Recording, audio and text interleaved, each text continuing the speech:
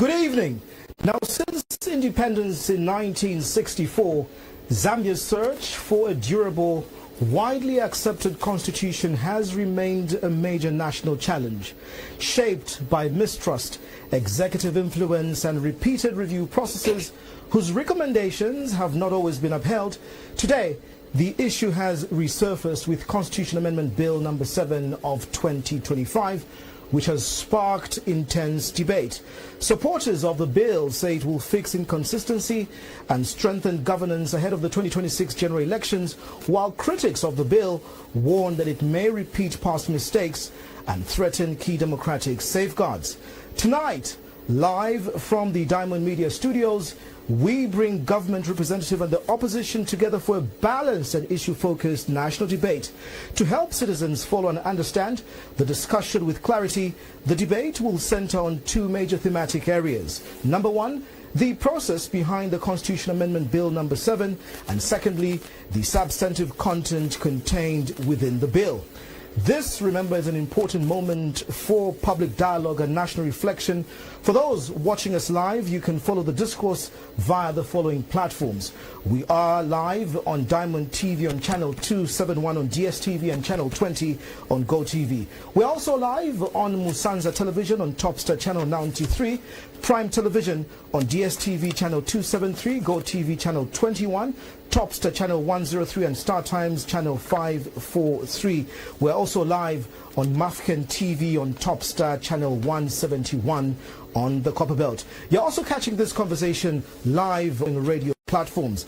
One Love Radio in Lusaka on 102.3 FM, in Joma on 102.3 FM, and in Mansa on 89.1 FM, in Kasama on 94.9, in Mongo on 87.7, and in Siavonga on 91.5 FM. We're also live on Mafken Radio on the Copperbelt on 97.7 FM, Radio Mano in Kasama on 89.3 FM, Radio Delight Kwitonta in Muchinga Province, Chinsali 89.7, KFM in Mansa 95.5, Millennium Radio here in Lusaka on 90.5 FM, Power FM in Lusaka on 91.3 FM, Power FM in Kabwe on 91.3 Power FM Kabwe on 87.9, Power FM in Livingston on 102.4 FM, Yar FM in Kitwe on 89.7 FM, Breeze FM in Chipata on 89.3, also covering Chadiza, Mambwe, Lundazi and Nyimba, Petauke as well as Sinda, and finally on Kanele FM on 97.7 FM. Thank you so much to these media partners for accepting to be part of this conversation. To our live audience as well, you can also take part in this discussion via Zoom. Link available on the Diamond TV online Facebook page as well as Diamond Media Zambia. Right now, allow me to introduce our two panelists for this evening's debate. And to my right is State Counsel Sakwila Sikota. Good evening and welcome to this debate. Good evening, Costa. Good evening, viewers. And good evening, President Hakainde at Community House. I know you are watching. Thank you so much.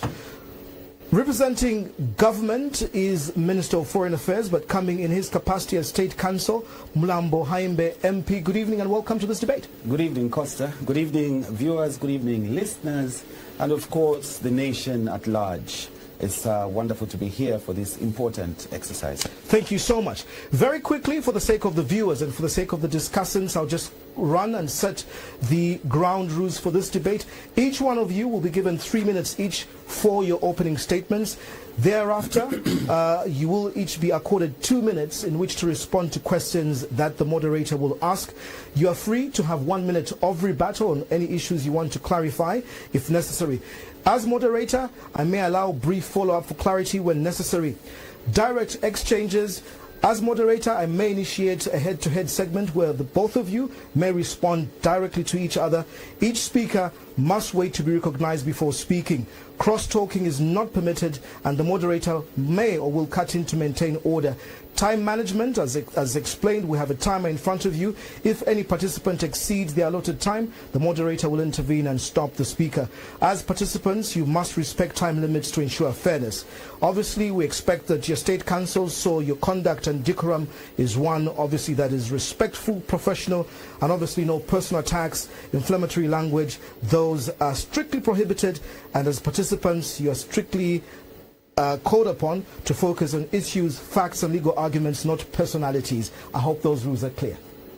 Absolutely. Thank you so much. As we start this debate, allow me quickly to turn to a video, really just to set the stage on what's at stake in the Constitution debate and Bill number 7.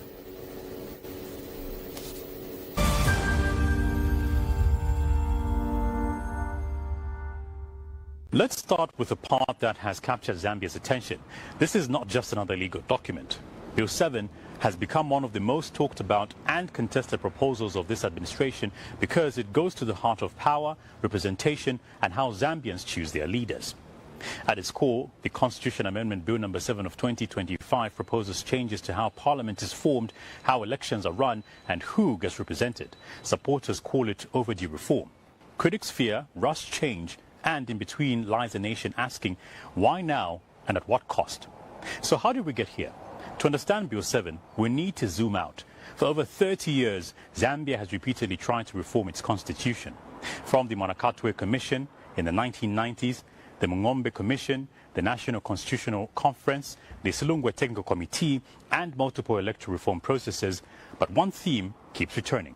Representation has not kept up with Zambia's population, geography, or democracy. Some proposals made it into law, but many also did not. The 2016 Constitution itself was a compromise passed, but leaving unresolved questions about constituency size, inclusion of women and youth, election petitions and by-elections. Bill 7 is the latest attempt to address those unfinished issues, drawing heavily from long-standing recommendations that have resurfaced across decades of reform efforts. So what exactly is Bill 7 trying to do? In simple terms, Bill 7 proposes 3 major shifts. First, delimitation. Zambia still has 156 constituencies, a number set almost a decade ago. Despite rapid population growth and vast geographical imbalances, some MPs today represent areas so large they're almost impossible to service effectively. Bill 7 proposes increasing constituency-based seats and updating boundaries using recent census data. Second, a new electoral system. The bill introduces a mixed-member proportional representation system.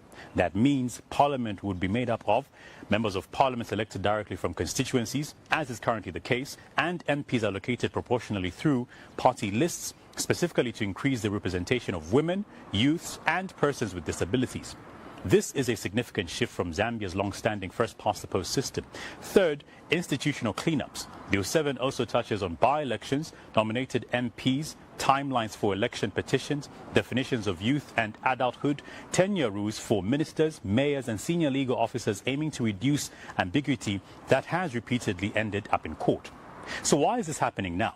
The government argues the timing is driven by data and necessity. Zambia's population has grown sharply since the last delimitation. The Constituency Development Fund is spread thin in oversized constituencies. Women make up over half the population but hold a small fraction of parliamentary seats. Youths and persons with disabilities remain largely absent from decision-making spaces. To guide this process, a technical committee was appointed in 2020. It conducted nationwide consultations physically and virtually and received nearly 12,000 submissions from citizens, civil society, traditional leaders and political actors before producing its final report and draft bill. So let's talk about the controversy and the question marks that have risen. Despite that process, criticism has been loud. Civil society organizations, including voices within the Oasis Forum, have raised concerns about the pace of the process, whether consensus is deep enough, fears of reform too close to an election cycle, and whether Parliament, rather than the people, ends up with too much control over constitutional change. Others question the cost implications of expanding Parliament and whether proportional representation could weaken the direct link between voters and their members of Parliament. Supporters respond that none of these ideas are new, that they reflect decades of public submissions, and that delay has already come at the cost of fair representation. So why does this matter? This debate is not just about legal clauses. It is about whether Zambia's democracy reflects who we are today, not who we were 10 or 20 years ago. It is about balancing stability with inclusion, speed with consensus, and reform with trust.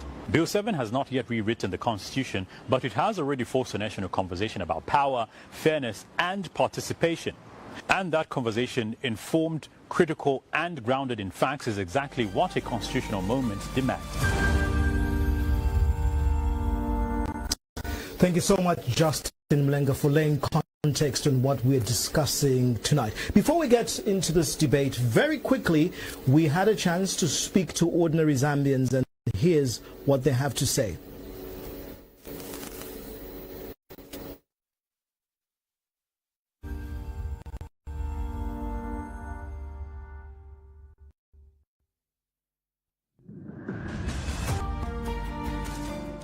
My name is Naralimande Chipulu. I have heard of Bill 7, but I haven't gone through the details. I haven't really read it in depth. My name is Naomi Banda. I've heard of it, but I'm not really aware of what it entails. My name is Linda Chalwe. No, I'm not quite familiar with that. My name is Christopher Nenguke. Constitutional amendment, I think I'm aware. Nina imvelapo and ninizwa 1 or 2 3 things. Vane vikambika mmoja kuti vanefunga kuti vichinje. Yeah. My name is Trinity Mwanza. Yes, I have heard of Bill 7, but I haven't really paid attention to it. My name is Paul Gatema. Yeah, I'm aware about Bill 7. My name is Afano Ndlovu. I've heard about the amendment of Bill number 7. And what my take about B7, I can say, at this moment, we as citizens, we can think it's just a political move. While it's a thing, it's something that the president wants to implement for improving the number of youths in parliament, number of women, people with disability. On my part, I can say it's good, but again, the position or the point where this Bill 7 has come in, it's not a right position. So I could say that the government should pause this Bill 7 and propose it again after the elections. Because as we can see, next year is an election year. And then people will see that, okay, it's just a political move where they want to gain numbers. Well, that's not the agenda. From the information that I've got and the issue of, not really having by-elections when an MP dies or resigns, that one I feel it is a good one in that it will save money because we waste a lot of money on by-elections and other things. I've heard that so many bad reviews. That's not good. They don't think they should amend anything.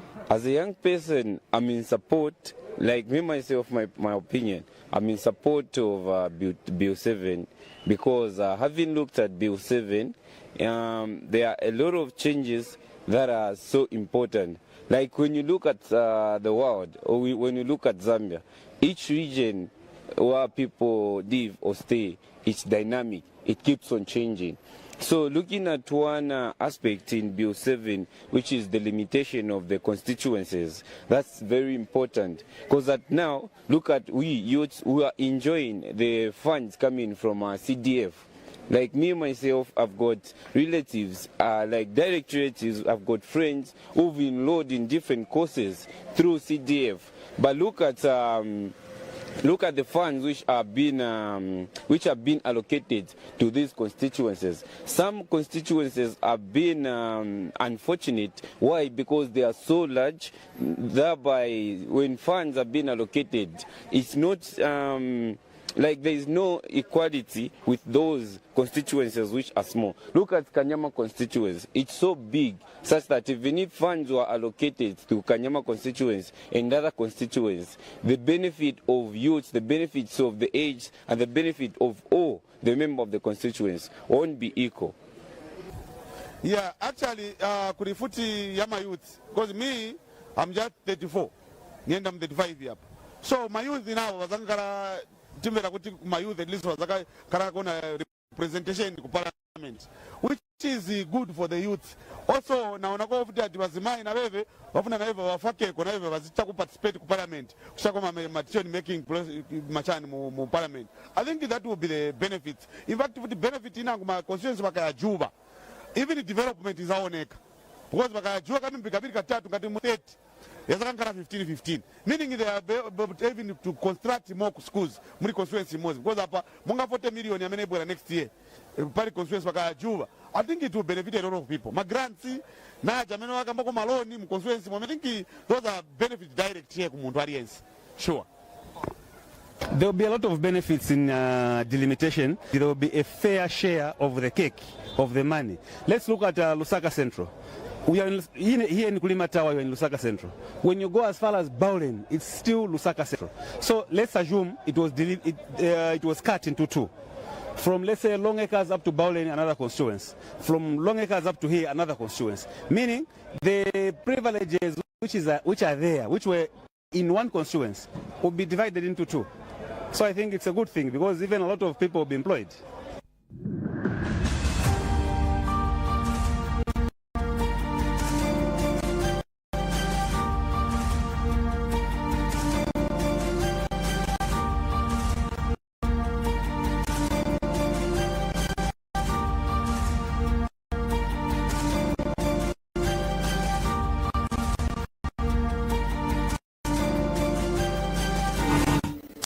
Discussants, viewers and listeners, those are views that we come to the streets of for Zambians to us important national. Allow me now to get straight into the debate, and I will start with you, State Counsel Milambo Haimbe.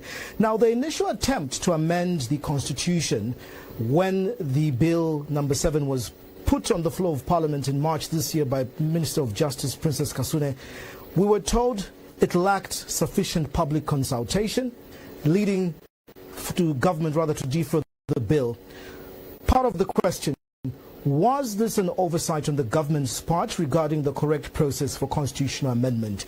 Later on, a technical committee, as we all know, was later appointed by the president and given a very short time, according to others, to collect this submission.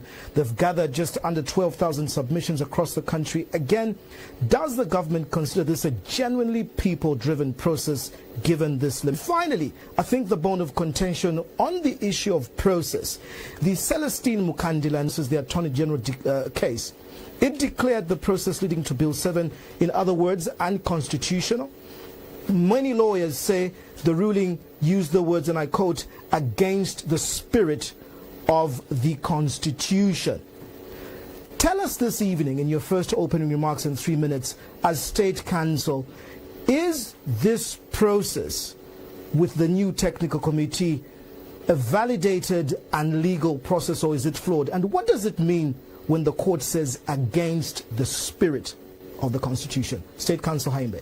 Thank you very much, Costa, and let me begin by thanking State Counsel Sakwila Sikota for bringing up the challenge. Of course, it was initially to President Hakainde Hichilema.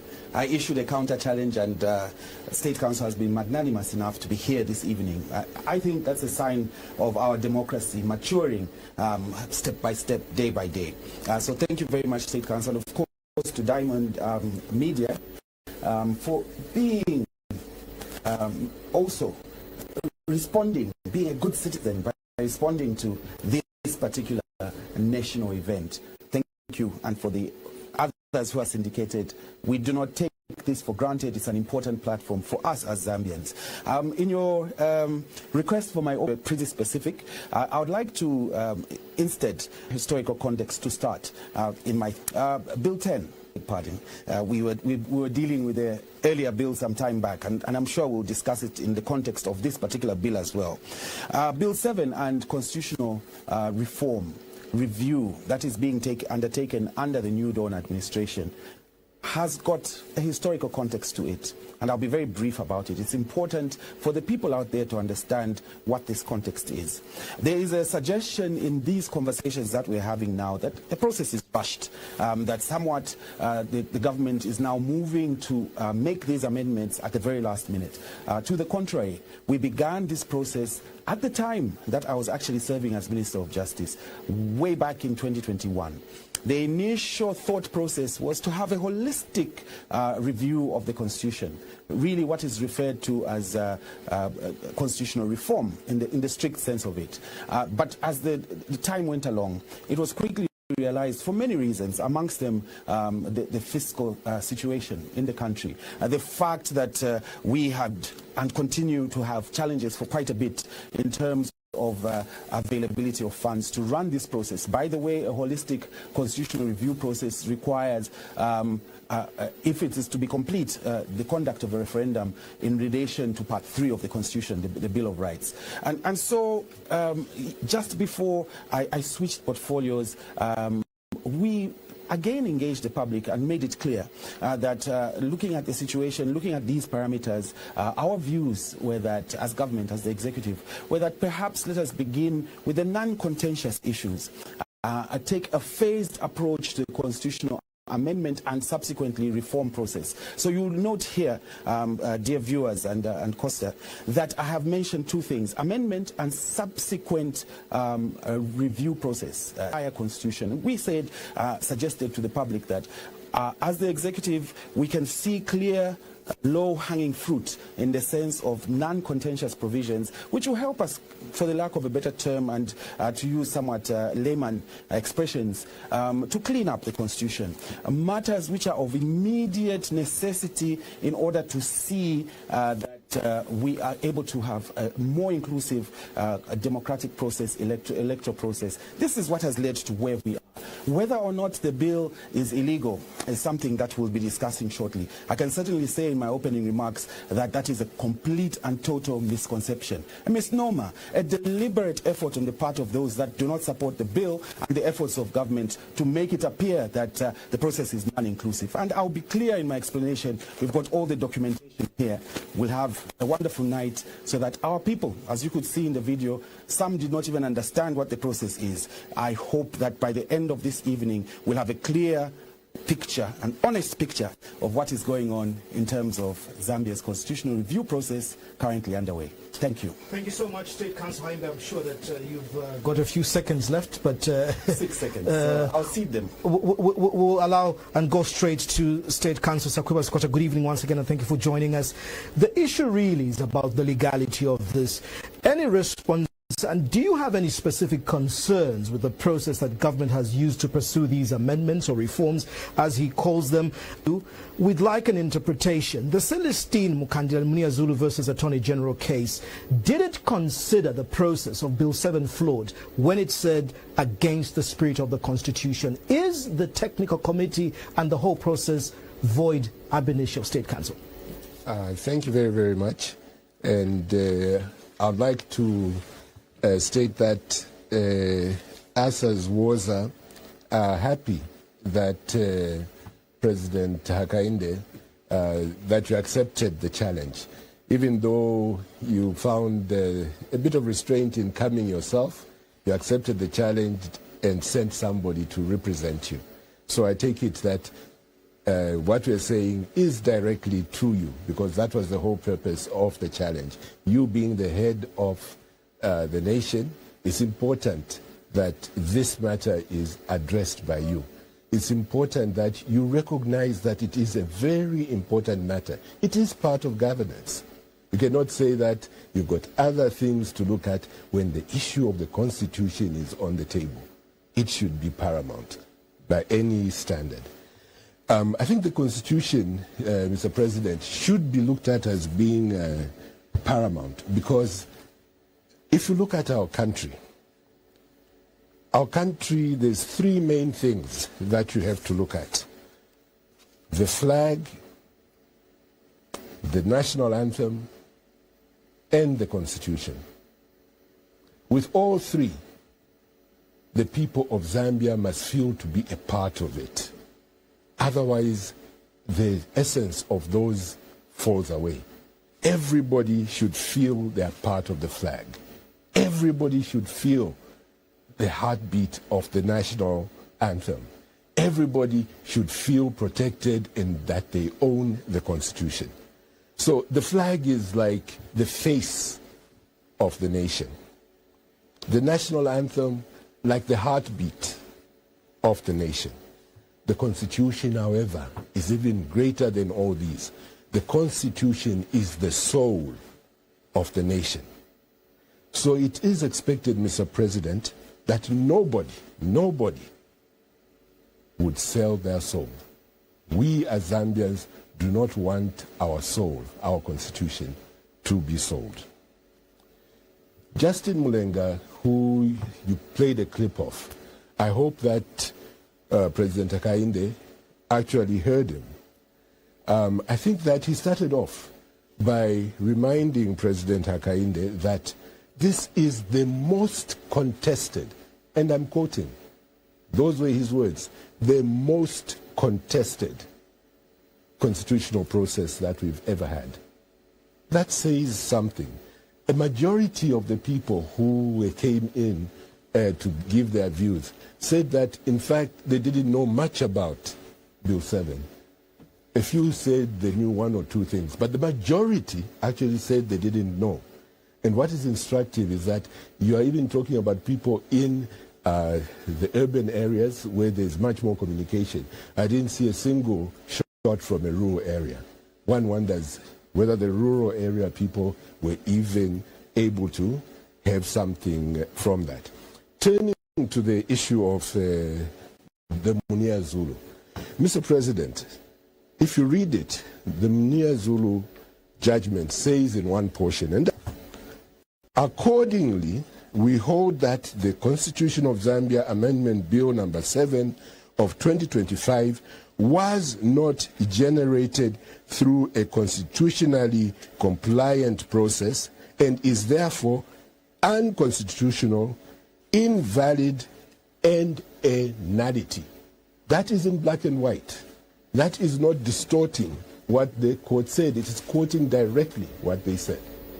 I'll have to cut you there. Your 3 minutes is up. But stemming from there, quoting the Celestine Mukandida and Munia Zulu versus Attorney General, State Counsel Haimbe, you say you have the law that you want to quote for us. In 2 minutes, State Counsel Sikota says the Court says it's a nullity. It's unconstitutional. Where do you draw the strength that this process is legal? Your 2 minutes. Thank you very much, Costa. And again, interesting that we always have different interpretations of reality. Quite clearly, we can see that our colleagues who are not in support of this bill have got a distorted understanding of the reality. You actually played clips which predominantly were from Lusaka Central. I know for a fact, as MP for Lusaka Central, that the people of Lusaka Central that we deal with and work with every day are well aware of Bill 10. So it may be that in that clip we had a couple of people who, Bill 7, beg pardon, I keep coming back to that because we'll talk about it. But it's important because I know for a fact that we have had processes where we've talked to the people. We have sensitized them about this bill and what it means to them. So you cannot take those that were shown on the clip a representative sample. And by the way, I also want to confirm that indeed President Hag close to this process. But being the democratic president that he is, he has said, let the people discuss this matter. Let them speak to it, and it is equally important with all the other matters that they're dealing with, that we are dealing with as a government. Now, I know that State Counsel, in quoting what he says is this decision, the Steve Mukanda case, did not specifically mention which paragraph he was quoting. But suffice to say, and again looking at the 2 minutes, the actual decision, which is at page J25, paragraph 56 of the decision, does not speak to any of the matters that State Counsel has referred to. Maybe he's talking about something that was said orbiter, but I didn't find any of that within the reading of the judgment. What does it actually say?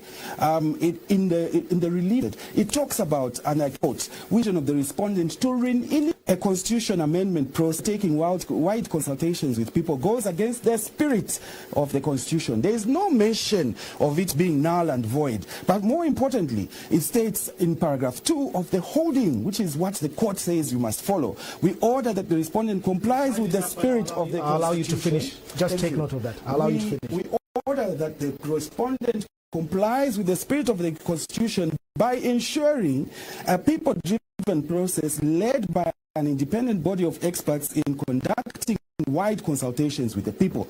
The question then is, what did the court order? It said wide consultations. It didn't say stop the process of amendment. It didn't say now and void in its decision. Let us be honest with the people and speak to what is actually there. Director, if we could also beam the judgment on the screen so that we follow. You've been quoting page J25, paragraph 56, 1 and 2. State Counsel Sakwila Sikota, you've been challenged that what you're quoting is not from the judgment. What is your response in terms of why you feel that this process is an illegality? Thank you very much. It's interesting that my learned colleague states he has read the judgment, and he says that those words I've read out are not in the truth of the matter, which he knows very well, is that those words are there. He tried to have an escape clause by saying that, maybe it was Obita. That is what he says. But as to whether or not those are there, they are there. And he knows it. And that is a fact. Now, the final ruling of any judgment states that this is now what we order. But in the run-up to that final holding, they give the reasons why they are going to make that order. Now, the reason for saying that that process has to be said afresh is because, according to the Zambia Amendment Bill number 7 of 2020, was not generated through a constitutionally process and is therefore unconstitutional, invalid, and a nullity. When something is a nullity, it means that it does not exist. I think Lord Denning, it is in the case of McFoy versus United Africa Company Limited, said, if an act is void, then it is in law a nullity. You cannot put something on nothing and expect it to stand. You cannot reasonably expect to build on nothing. That it was a nullity. When arriving in that, you have to start afresh. Because it was a nullity. Right. I think that you could also that extra 35 you did with my colleague. Finish. This thing must be balanced. Thank you. We have to look at the whole thing holistically and confirm that the court said start afresh. Starting afresh does not mean going back to what you were doing. Starting afresh means that that is put aside and you are actually starting afresh, which they have not done. Thank you. There still remains an unanswered question here. State Counsel Haimbe is saying the court ordered that the process be started afresh, and this is no. Correct? Well, you believe that the process, based on what the court said, is legal, and the formation of the technical committee allows for wider consultation, correct? Yes, and if you allow me to elaborate, you said... So what I wanted to do, yes. I'll give 3 minutes for each one of you. I won't intervene, but I'll allow for you both to exchange, because what is interesting here for me and the nation, we've got two state councils who are failing to agree on one court judgment. So then, for lay more confusing. So I would like you to enlighten us. What did the court order? You're saying it's a nullity, it should start all over fresh. What are you saying, State Counsel Haimbe? Okay, and this is where it becomes imperative for us not to read words into a judgment. That's where we begin to have problems. When colleagues want to massage a judgment, clear words of the highest court, an apex court, that puts forward the decision that they have made. You cannot do that. You cannot put an interpretation of what you want them to have said in a judgment. Now, I'll go back, and we all know this, that the decision of the court is contained in the orders that it makes, in the reliefs that it grants. And I'll read again for the avoidance of any doubt, and I'll ask that our viewers are able to go to this judgment. It's available online. Simply look for the parties of the case engine, Celestine Mukandira versus the Attorney General, CC said 009, and you'll be able to follow truth when we deal with these matters. And accordingly, we grant relief, which I read earlier. We declare that the respondent to initiate a process before undertaking consultation spirit. Okay, that's the first holding and finding and decision of the court. The second is we order that the respondent complies with the spirit of the court, ensuring a people-driven process led by an independent body of experts. Yes, it's there, so the people will follow it. Now, in those words, do you see anywhere that the court said start afresh? Nothing.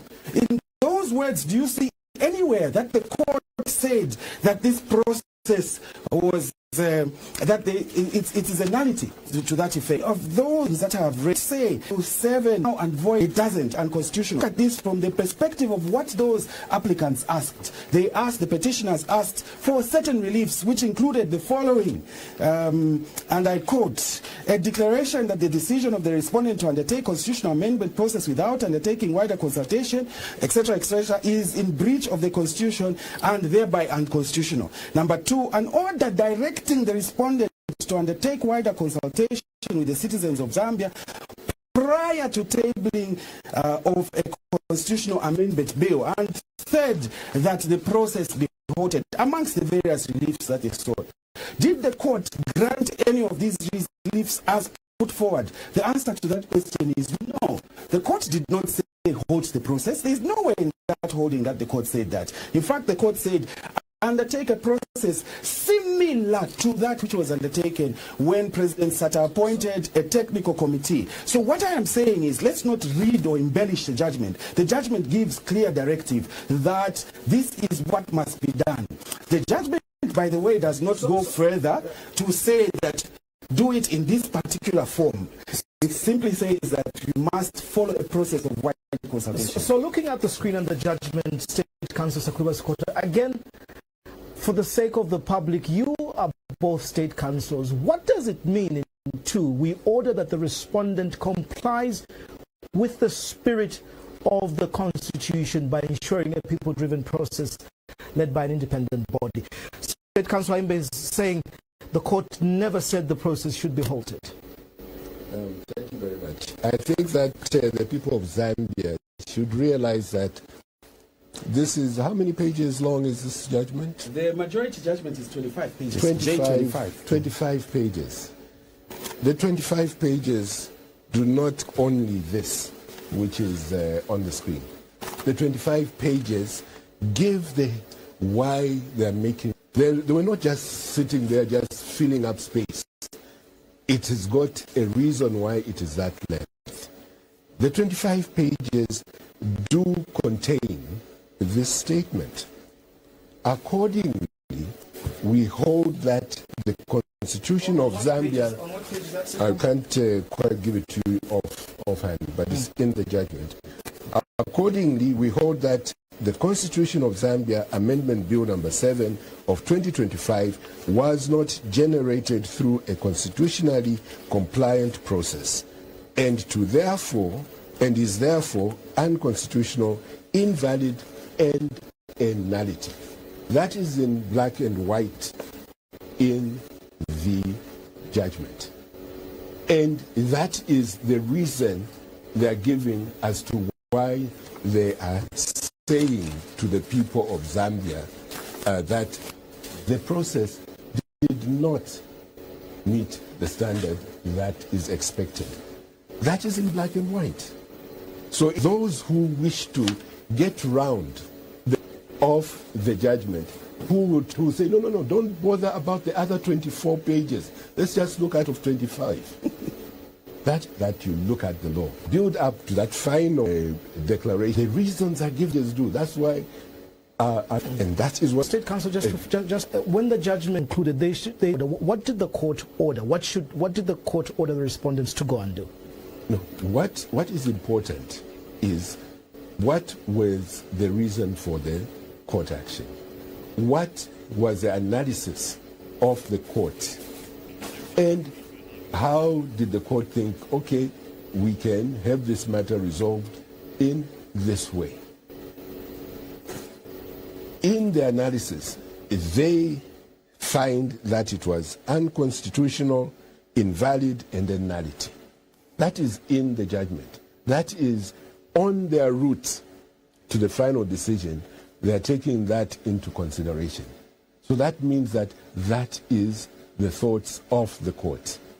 That is the thoughts of the court. They cannot put every single thing into the holding, but in the lead up to the holding, they'll give the reasons why they're getting there. And the reason very clearly is because it was unconstitutional, invalid, and a nullity. Before we move to the contents of Bill 7, I really want us to, for the viewers and the listeners... I think that you've stolen my 20 seconds. I'm still giving you more time, but the issue there is the court made the decision. What we've seen now is the technical committee which has concluded its work and submitted a report. Do you still consider that an illegal body and an illegal process?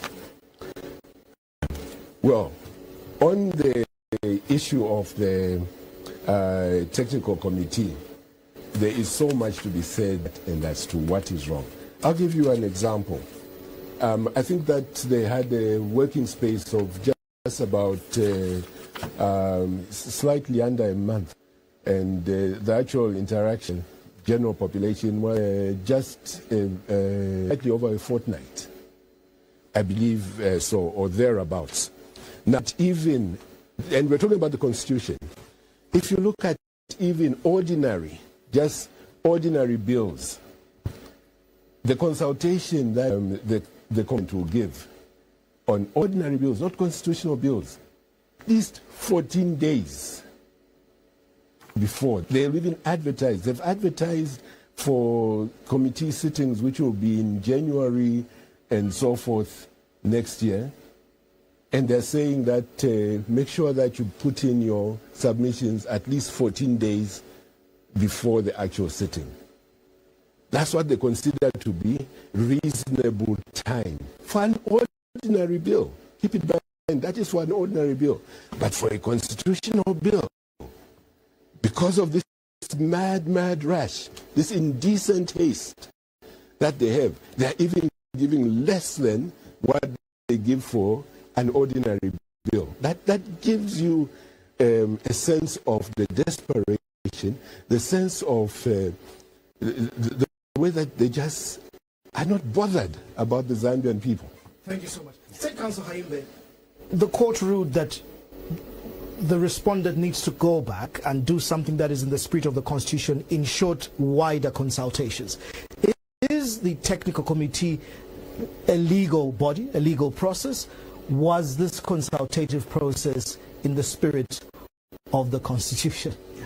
Indeed, it was. It was in the spirit of our democracy to start with, because we also must speak of the wider context of what has been done. We have a situation where the executive said we want to do an amendment to deal with the non-contentious issues and comes up with a position in that regard.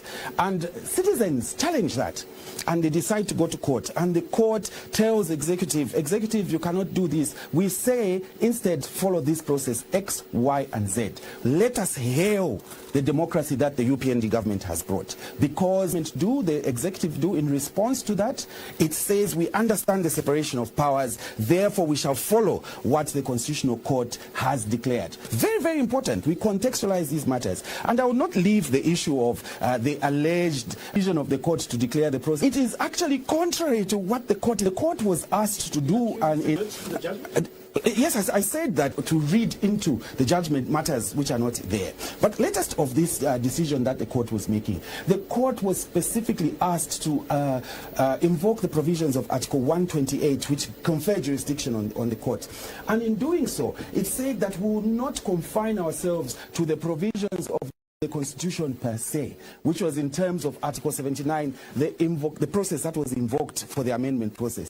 The court went back and said, let's look at the initiation of the process pursuant to our power under 128C. Therefore, the court did not look at, by the way, this action commenced prior even to Bill 7 being tabled. So to suggest that the court addressed its mind to an issue that did not exist at the time that the matter was commenced is being a little bit mischievous. Quickly, the court said, we'll look at the initiation process. We'll look at how this whole thing was started, confine ourselves. And the decision did not speak in any way, form, or shape to the provisions of Bill 7, because it was not in the contemplation of the court.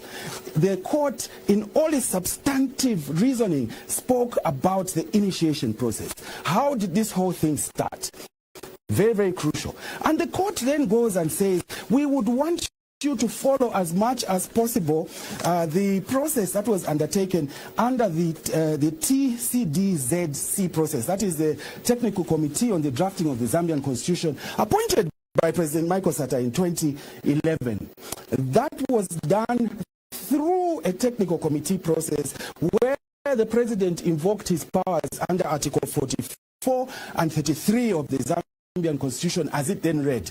Currently, the technical committee was appointed by President Hakainde Hichilema pursuant to his powers under Article 92 of the Constitution, and in particular there is I think sub-article F, 92F, I believe, but we can go to those details. Those provisions of each other. So if there is a precedent, President Michael Sata appointed a TCDZC, that precedent declared in fact lawful by the Constitutional Court, and therefore the same process that was followed by President Hichilema is lawful. In conclusion, was Article 79 of our Constitution violated in this process? No, not in any sense. As I said earlier, the court did not even speak to the issues of Bill 7 itself. The question that was raised is, can this process be undertaken in the way that it has been commenced by government? Amongst the questions that were being asked by the executive. And the court said, we have a general power under Article 128C to inquire into the actions and decisions that are taken. So it did not even refer specifically to the provisions of Article 79 per se in determining that this matter must be concluded in this way. It looked at how the process was initiated and said the precedent we have in this country is that we have commissions, we have other modes by which these processes of consultation must be undertaken, and then said, government, you must do this in substantial conformity with what President Michael Sata did. Yes, certainly. I'm giving you 30 seconds. Certainly. You'll give me 1 minute. I need to give as well. But you still have to balance. Please. You still.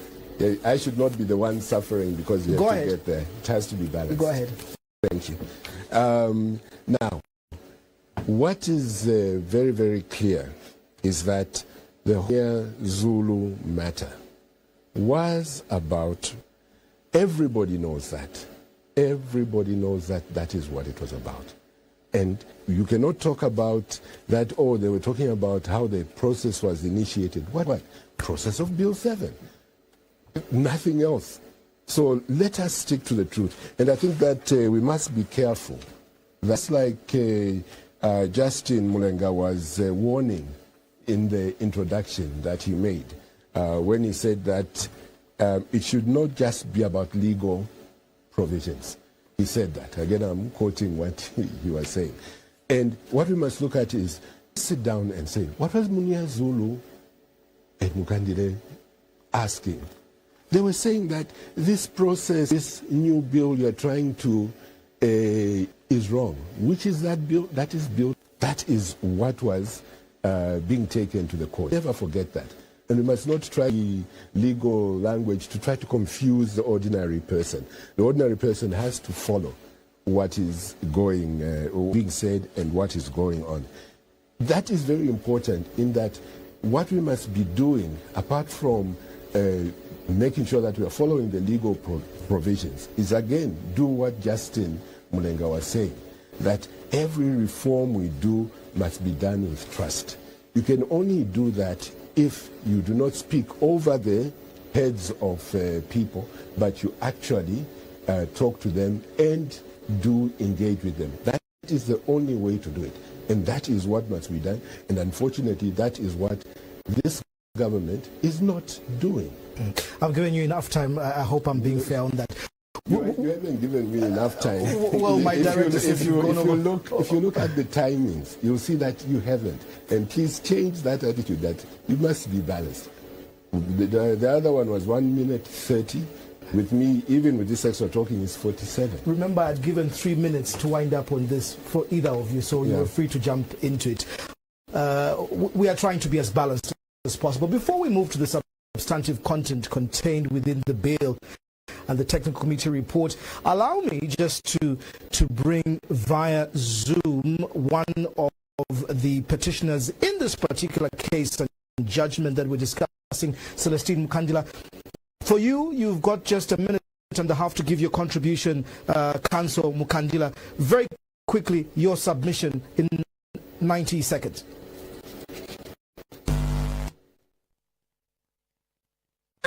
Thanks very much, and thanks very much.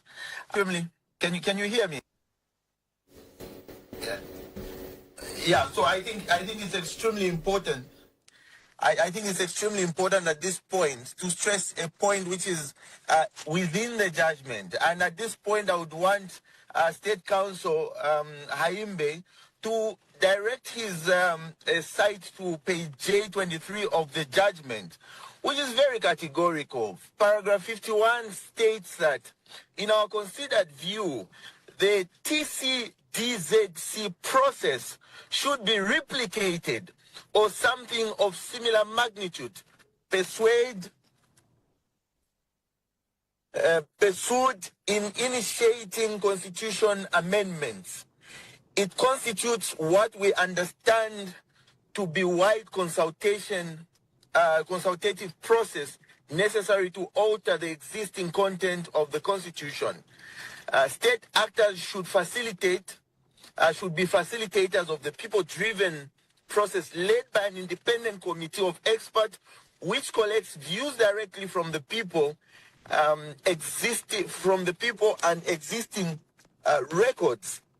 And it goes on to say, only after proposals are put to the people in a structured manner, such as through district, provincial, and national level discussions, and adoption can be put through the process in Article 79 of the Constitution.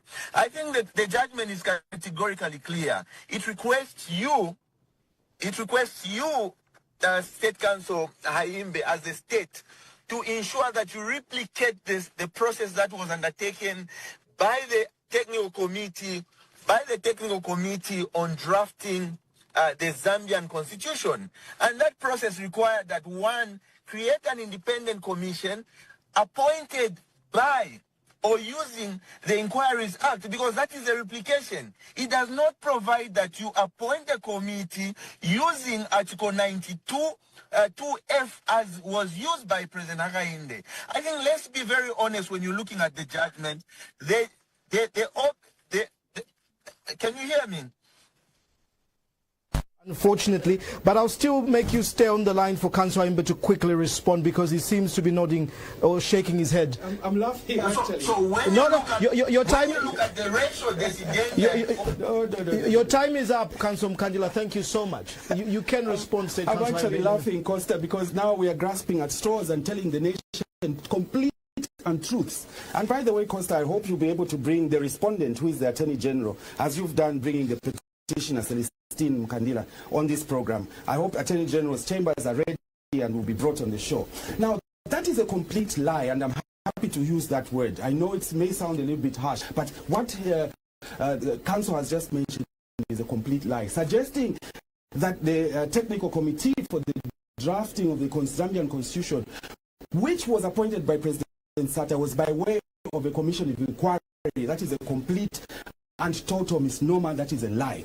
The commission of the technical committee on the drafting of the Zambian constitution was actually appointed pursuant to Article 33 of the 1996 constitution, as laymen call it, but it was actually an amendment, and also Article 44 of that constitution. And those provisions, and this can be checked, by the way, it's a historical fact. In the report of that commission, which was rendered in 2012, I believe, or 2013, it actually says our appointment was pursuant to this provision of the law, not the Inquiries Act. And by the way, the terms of reference are here available. We can go into them if they should so wish, of the two committees that were appointed under the two presidents.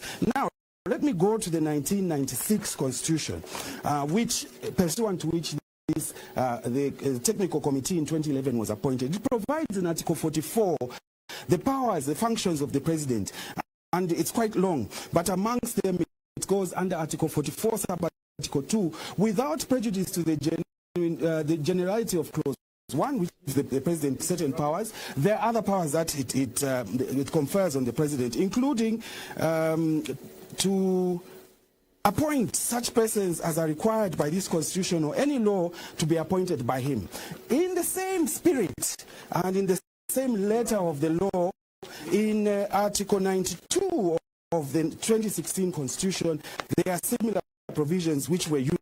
And I read, and I quote in particular, it's very important that people understand this, to appoint persons as are required to perform special duties for the executive. That's Article 92, Article 2F. Now, I need to be very clear. Here, I've been quoting specific provisions that can be confirmed.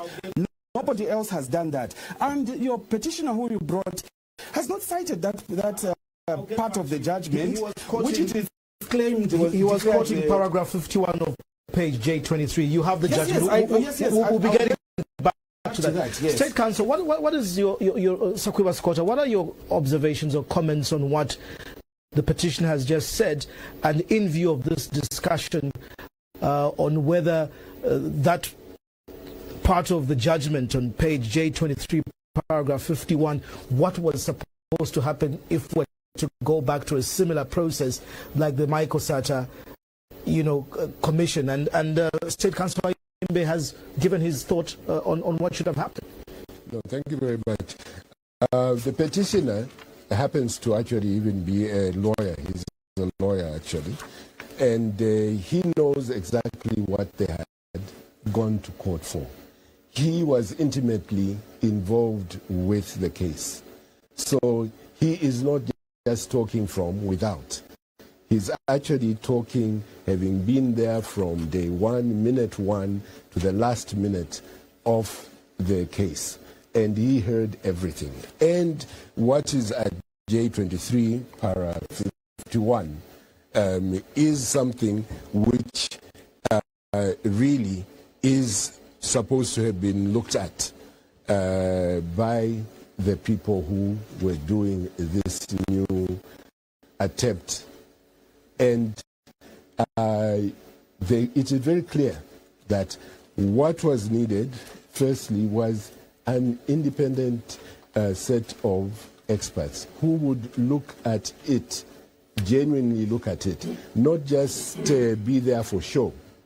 Because when you look at the time that they were even given, it was for show. When you look at the fact that they were not given a free hand, but they were given a set of rules as to what they had to look at, which was which was Bill 7, shows that it was all for show. That shows the extreme bad faith with which they approached the matter. You do not go around seeking to say, how do we get past that requirement, that judgment, or let's put up a show. The Constitution should not be dealt with that way. It should be dealt with honestly and openly. This is what this government has failed to do. My colleague talked about that they earlier on had wanted to have a holistic review of the Constitution, and then they decided, oh, no, let us perhaps just look at the non-contentious issues. I think that quite clearly they were not right contentious. If it was indeed non-contentious, we would not have a situation where even Lenga has declared that, and he's an independent person. I believe that Diamond TV is independent. I believe so. An independent person has said that this is the most contested. You cannot say that then it is non-contentious issues. And who is it who decided that these are the non-contentious issues? This was fixed from day one, and the Zambian people do not want to be part of a rigged system. So we'll be getting now into the contents, but I just want to clear one thing with you, State Counsel Sakwila Sikota. Is the appointment of the technical committee that just submitted a report, is it illegal, or is it not in the spirit of what the court ordered to say they need to go back, according to page J23, paragraph 51, and select an independent? Are they not independent? Under 12,000 submissions, isn't that wide consultation enough? When you say they are being rushed, does the Constitution give a specific time frame in which a technical committee is supposed to work? Let me start with the last bit about being rushed. The whole point of having consultation is to give people enough time to be able to consider what you are asking them about, and for them to then give you a feedback. That clip you had of people off the streets clearly shows that the majority of them don't even know what is being talked about. That means that you have not given sufficient time. And you're talking about people in a very urbanized situation. My colleague said that, in fact, most of them are from Lusaka Central. Those are people, generally, when you look at the population there, have got good communication and everything.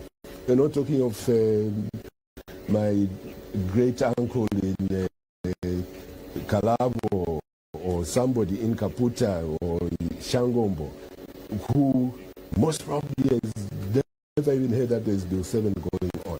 So you have not gone in the spirit of it. The spirit of it is to gather a true reflection of what the people say.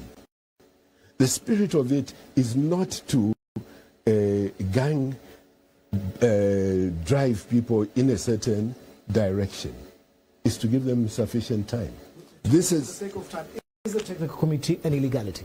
It is an illegality because it is not independent and doing it in the spirit of what the court said it should do. It would only be illegal if it was independent and doing it in the spirit that the court said it should do. By not being in the spirit, that makes it illegal.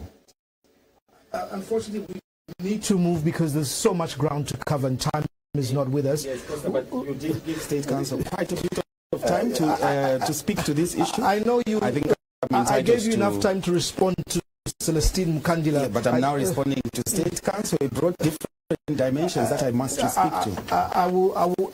Unfortunately, we need to move to the contents of the bill, if you allow me, State Counsel. And in your time, you can find probably some space to respond. Let's get into the substantive content contained within the bill and the technical committee report. And I want to start with an issue, whether it's contentious or non-contentious.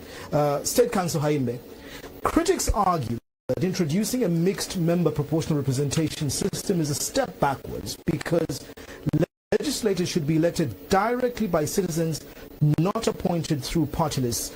What is the justification for introducing this model? Thank you very much. So I'll give you 2 minutes. Please. Yes, I'll speak to that. Let's go by this one super citizen, Justin Mulenga, who appeared in your video, who suddenly has become the be-all and see-all of Zambians' opinion on what is contained in Bill 7 and our constitutional making process. We completely forget here that the trade union has spoken in favor of Bill 7 and on behalf of thousands, perhaps millions of Zambians. The students have spoken in favor of Bill 7. This is on record. I don't know how come Justin becomes the one that is the epitome of our conversation regarding Bill 7. It's not a realistic position to take. Justin is but one person in a video that was taken. We don't even know the process that was undertaken. I'm not saying anything about Diamond TV, but that is my view. I wanted to put that across because it seems that Justin has been put in all this and has become what is the essence of Bill 7. People have spoken. The chiefs have spoken who represent the people. And by the way, even when we talk about going to Shangombo and so on and so forth, in actual fact, the technical committee went to all the provinces of this republic. How much more inclusive of a process do you want to be undertaken? The question you've asked repeatedly as to whether or not it was illegal, the technical committee, has been answered very vaguely. I have cited specific provisions of the Constitution and the previous Constitution which were used to appoint these technical committees and it is sound in law. You cannot simply say that it's illegal because it's not following the spirit. That is not precise. Being said, to answer your question on going backward, I shudder to wonder how introducing provisions that allow for these vulnerable, ostracized people in our communities to have a voice means going backwards. It's unfathomable completely. All this time, civil society, the opposition, were talking about the fact that this UPND cabinet has got only 3 women, 4 women, or whatever it is. It's not representative. All this time, we have spoken as politicians that it's difficult for women to use the ordinary path of direct election. I'm using women as an example of direct election because of the abusive nature of our political system. And we come up with an idea that would give these marginalized groups an opportunity to participate effectively. And someone says it's going backward. How? In what sense? It's not possible. In fact, it is a progressive provision that says, let us embrace the youth, because those were also said not to be given enough opportunity to participate in governance. This mixed member proportional representation system that we are proposing in the proposed amendment clearly incorporates these groups. It brings them together, gives them an opportunity that they would not otherwise have when you use the ordinary direct method of election. And that, by the way, is not to say that they will not participate in the other process as well. So they have, we know that we've got a diverse crowd, therefore, to use that expression, the ability to be brought into parliament via the list system using the mixed member proportional representation, but also directly they can compete and participate. Where are we going backwards in that regard? There is no way. Thank you. Councillor Sikota, your take on mixed member representation. Do you support the issue of a small parliament as proposed under Bill 7, a smaller parliament? Thank you very, very much. I would like to start off by saying that there is an official oaths act, which is Cap 5 of the laws of Zambia, which sets out the oaths that people take. The official oath act for oath of office says, I will well and truly serve the Republic and the President of Zambia, that I will be and bear true allegiance to the President and the Republic of Zambia, that, and this is the most important part, I will preserve, protect, and the Constitution of Zambia as by law established.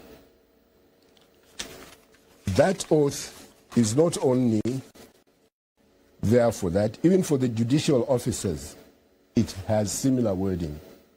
It says, I will do justice in accordance with the Constitution of Zambia as by law established, and in accordance with the laws of Zambia without fear or ill will. As a lawyer, all lawyers, when being called to the bar, also take an oath to defend and protect the Constitution.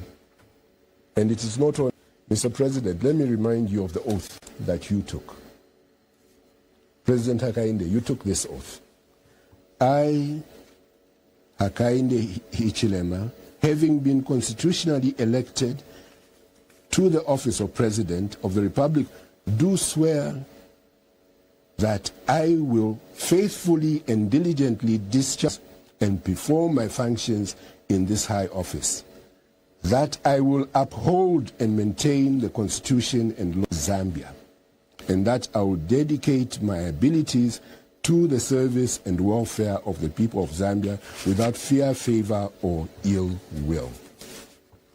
Having taken that oath,